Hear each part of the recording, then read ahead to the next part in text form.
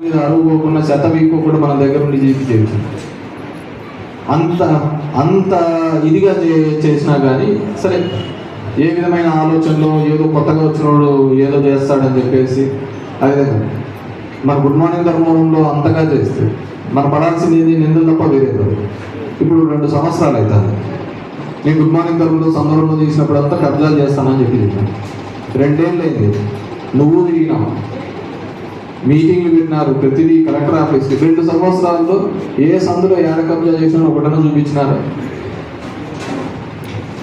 మనకు మంచి జరగబోగా దరిద్ర ఈ కూతులని ఈ గాడిదలతో పడాల్సింది వస్తుంది.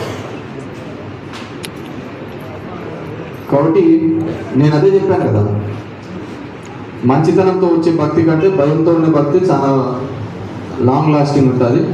ఖచ్చితంగా అది కేతిరెడ్డి 3.0లో చూపిస్తుంది.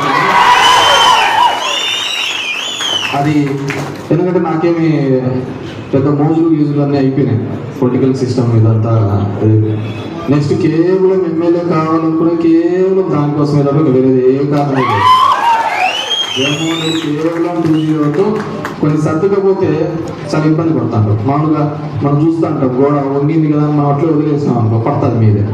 దాన్ని సరిగా చేసి ప్లాస్టింగ్ చేసి నీట్గా కడితేనే 10 కాలాలు భద్రంగా ఉంటాయి. అది నేను భద్రపరిచే బాధ్యత నాది.